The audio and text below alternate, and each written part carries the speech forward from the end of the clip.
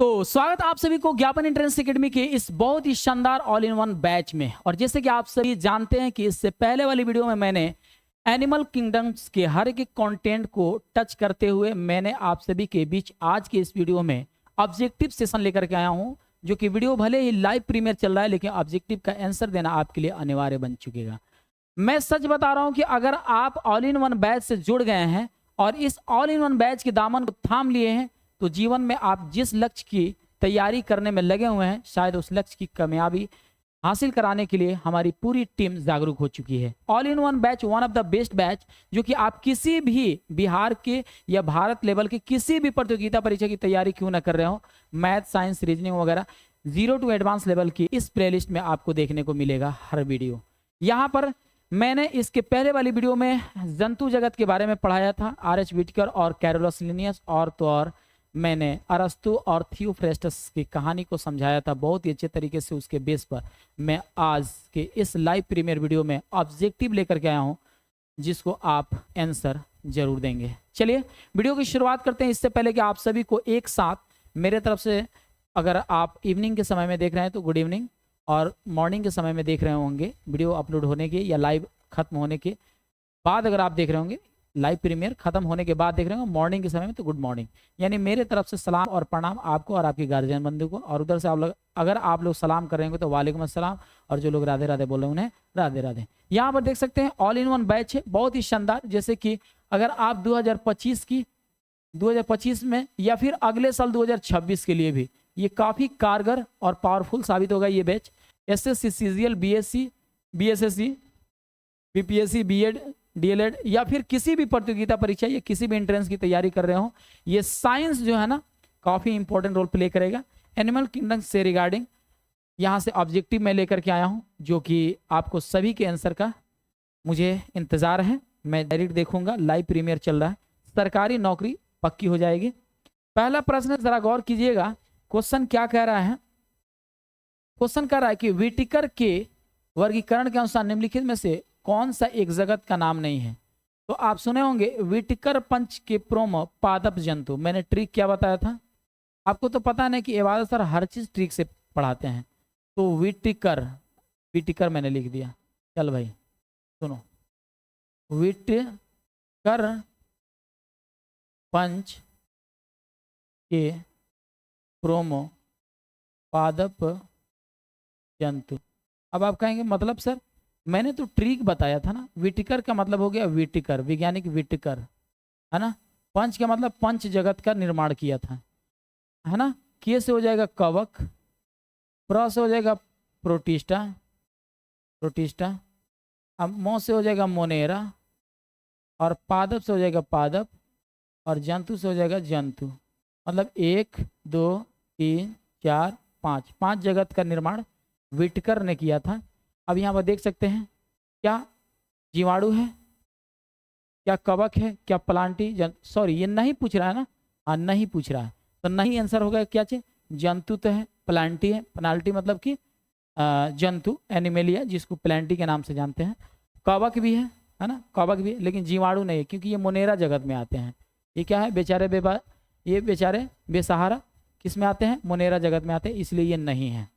अब अगला जो प्रश्न है इस पर थोड़ा सा गौर कीजिएगा। अगला प्रश्न क्या कह रहा है, यहाँ पर अगला प्रश्न पर गौर कीजिएगा। कह रहा है पशु और पौधे के बीच जुड़ने वाली कड़ी क्या कहलाती है। मैंने बहुत इंपॉर्टेंट उस वर्ड को इस तरीके से अंडरलाइन किया था और समझाया था। पता है क्या समझाया था, युगलीना मैंने समझाया था।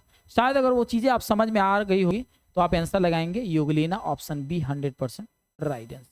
चलिए अब नेक्स्ट क्वेश्चन का आंसर आप कमेंट सेक्शन में दीजिए। अर्नेस्ट हैकल, मैंने ट्रिक बहुत शानदार तरीके से समझाया था। अर्नेस्ट हैकल ने 3 जगत वर्गीकरण में से किससे सम्मिलित नहीं किया था। यानी कि इससे तो पता चल गया कि अर्नेस्ट हैकल ने 3 जगत का निर्माण किया था। कितने जगत का, तो अर्नेस्ट हैकल ने बेचारे 3 जगत का। तो सबसे पहले हम एक ट्रिक बताए थे, वो ट्रिक क्या था बाबू, ट्रिक था कल 3 प्रपोज किया। ओह माय गॉड कितना सर, 3 प्रपोज किया। सर आप तो एक शिक्षक है ना, अपने गरिमा का तो ख्याल रखिए। तब ना, हाँ क्यों नहीं, करते तो हैं, लेकिन बात एक्चुअली ऐसी आ गई कि बच्चों को जीव जगत के श्रेणी को उसके क्लासिफिकेशन को बच्चों को याद करना था, इसलिए मैंने 3 प्रपोज मार दिया। ठीक है सर, जब ऐसी बात है तो फिर इस प्रपोज मारने से हम लोगों को क्या फायदा, हम लोग है ना फायदा भाई, फायदा तो 100% है। काहे कि हमने जब 3 प्रपोज मारा तो 3 प्रपोज से याद आ जाएगा कल, कल से आ जाएगा अर्नेस्ट हैकल, अर्नेस्ट हैकल। तो एक तो बात क्लियर हो गई कि अर्नेस्ट हैकल नामक एक वैज्ञानिक है। 3 से हो जाएगा 3 जगत का निर्माण किया था। प्र से हो जाएगा प्रोटिस्टा, प्रोटिस्टा। पू से हो जाएगा पादप, और ज से हो जाएगा जंतु जगत, जिसको एनिमेलिया के नाम से जानते हैं, जंतु जगत। अब आप ही बताइए कि प्लांटी क्या था। हाँ सुनिएगा, प्लांटी तो था पादप, इस पादप को प्लांटी के नाम से भी जानते हैं, प्लांटी के नाम से, और जंतु को एनिमेलिया के नाम से। तो चलिए एनिमेलिया भी है। क्या प्रोटिस्टा रखा था, बिल्कुल रखा था, लेकिन मोनेरा बेचारा नहीं रखा था, मोनेरा नहीं रखा था। यही ऑप्शन डी हो जाएगा, ऑप्शन डी 100% राइट आंसर। शायद आपको ये चीजें समझ में आ गई होगी, है ना। थोड़ा सा मैं कमेंट में देख रहा हूँ आप लोग सही आंसर दे रहे हैं कि नहीं। अगला जो बाबू प्रश्न है वो थोड़ा सा गौर से सुनिएगा। यहाँ पर देखिएगा अगला प्रश्न क्या कह रहा है, कह रहा है कि 3 जगत वर्गीकरण किसने किया। अरे बाबा, अभी तो थोड़ी देर पहले इसी के बारे में चर्चा किया था। कल 3 प्रपोज किया, कल कितना, कल 1 2 नहीं 3 प्रपोज किया, प्रपोज किया। इसी का ना ट्रिक हुआ, मैंने बताया था कल से अर्नेस्ट हैकल, अर्नेस्ट हैकल। आसान है कि नहीं। और पता है आप किसी भी, जी हाँ, किसी भी अदरक लहसुन प्याज प्रतियोगिता की परीक्षा की तैयारी क्यों ना कर रहे हो बाबू, इससे एक प्रश्न 1 अंक का जरूर पूछा जाता है, ये बतिया दिमाग में रख लेना। तो 3 जगह तो अर्नेस्ट हैकल यहाँ पर है, बाबू आ गए, ऑप्शन ए 100% राइट आंसर। उसके बाद से जो अगला प्रश्न है ये थोड़ा सा गौर कीजिएगा। अगला प्रश्न क्या है कि वर्गीकरण की द्विज जगत पद्धति किसने प्रतिपादित की और दोनों जगत को प्लांटी एनिमेलिया नाम दिया। ओ माय गॉड, प्लांटी जिसको पादप कहते हैं, पादप कहते हैं, एनिमेलिया जिसको जंतु जगत कहते हैं, जंतु जगत कहते हैं। चल भाई, अब बात आती है कि वर्गीकरण के आधार पर 2 जगत में बांटने वाले वो प्राणी, वो वैज्ञानिक, वो कौन थे, आपको आंसर लगाना है। तो हम बोले थे कर दो पादप जंतु, कर दो पादप जंतु, यानी कि कर दो। अब क्या करोगे, 2 जगह चूल्हा जलाओ तो कर दो, तो कर दो से हो जाएगा क्या चीज, ट्रिक मैंने बताया था, क्या बताया था, कर दो से कैरोलस लीनियस, कैरोलस, कैरोलस, रुक जाइए, कैरोलस लीनियस, लीनियस। और 2 से दोनों जगत, दोनों जगत।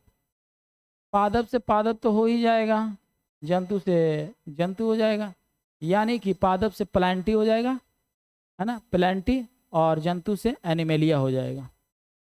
तो भाई कैरोलस लीनियस नामक एक वैज्ञानिक था जिन्होंने क्या किया था, कहीं ना कहीं से आपका, है ना,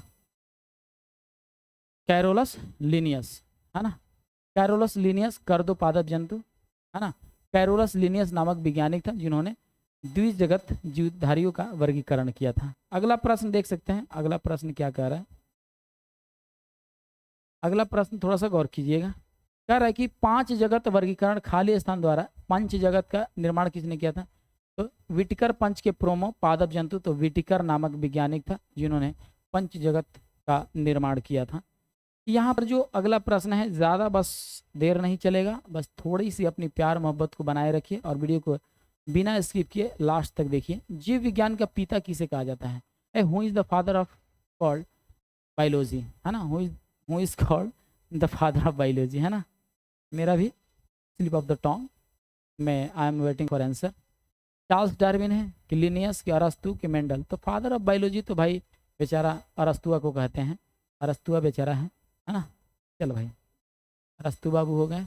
अब यहाँ पर वनस्पति विज्ञान के जनक, वनस्पति विज्ञान के जनक कौन है, जल्दी से आंसर लगा दो, मैं देख रहा हूँ कमेंट सेक्शन में, मैं देख रहा हूँ कमेंट में, है ना, जल्दी से लगा। मैं थोड़ा सा हट भी जा रहा हूँ, लो हट गए, है ना, बता दो वनस्पति विज्ञान के जनक कौन है।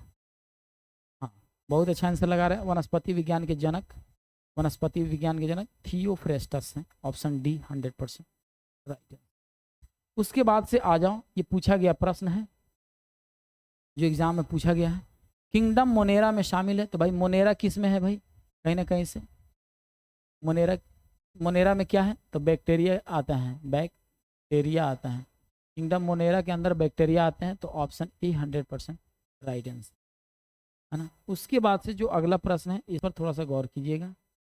अगला प्रश्न क्या कह रहा है, अगला प्रश्न कह रहा है कि वर्गीकरण के अधिक वैज्ञानिक आधार का प्रयास करने वाला पहला व्यक्ति कौन था। तो भाई अब आप कहेंगे देखो द्विज जगत में तो कैरोलस लीनियस बांट दिया था, विटकर ने भी बांट दिया था, लेकिन वर्गीकरण के आधार पर प्रयास करने वाला पहला व्यक्ति अरस्तु का ही नाम आता है, अरस्तु का ही नाम आता है। अब आइए अगला प्रश्न, यहां देख सकते हैं विटकर ने वर्गीकरण के लिए कितने मानदंडों का प्रयोग किया था। तो भाई आप तो आंसर लगा दोगे एकदम छूमंतर है ना, छूमंतर आंसर लगाओगे। कितने, तो भाई आप कहोगे सर 5 है ना, 5 मानदंडों का प्रयोग था। इन्होंने 5 जगह चूल्हा जलाया था सर। हम बोले वेरी गुड, बहुत अच्छा, ये तो अच्छी बात है कि 5 जगह चूल्हा जलाया था। अब बताओ वर्गीकरण के आधार का प्रयास करने वाला पहला व्यक्ति, तो दोबारा क्वेश्चन हो गया। चलो भाई कोई दिक्कत नहीं है।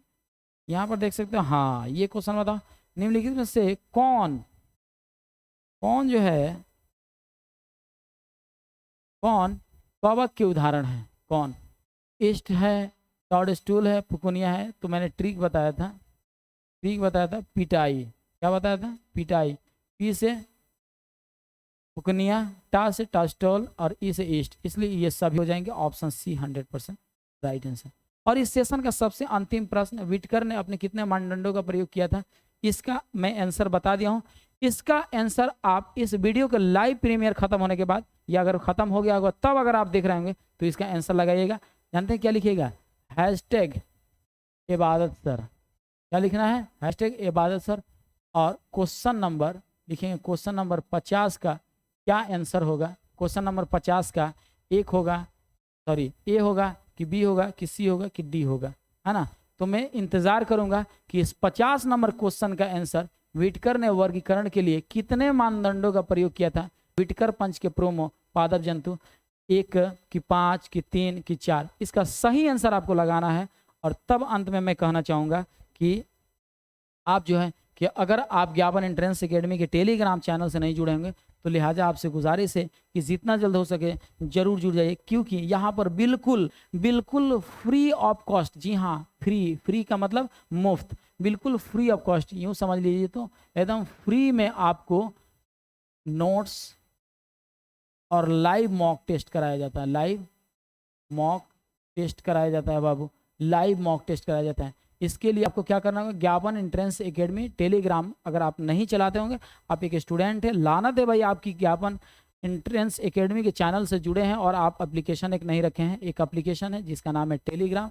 अब मैं प्रमोट नहीं कर रहा हूँ बाबू, बस टेलीग्राम एक ही पर्पज से है, जिस तरीके से व्हाट्सएप होता है उस तरीके से टेलीग्राम आप डाउनलोड कर लीजिए। उस पर नोट्स वगैरह या जो भी लाइव मॉक टेस्ट या स्पेशल मीटिंग लेना होता है हम लोग उसी पर लेते हैं। तो टेलीग्राम से जुड़ने के लिए ज्ञापन एंट्रेंस एकेडमी, इंस्टाग्राम से जुड़ने के लिए ज्ञापन.academy और फेसबुक से जुड़ने के लिए ज्ञापन एंट्रेंस एकेडमी फेसबुक आईडी है। चलिए आज का ये सेशन बहुत ही शानदार और बेहतरीन लगा होगा, तो वीडियो को शेयर करने के साथ साथ चैनल पर नए हैं तो सब्सक्राइब जरूर कर लीजिएगा। मिलते हैं नेक्स्ट वीडियो में, नेक्स्ट लाइव स्ट्रीमिंग या वीडियो अपलोड या लाइव प्रीमियर के साथ। तब तक के लिए बाबू जय हिंद और खुदा हाफिज, बाय बाय।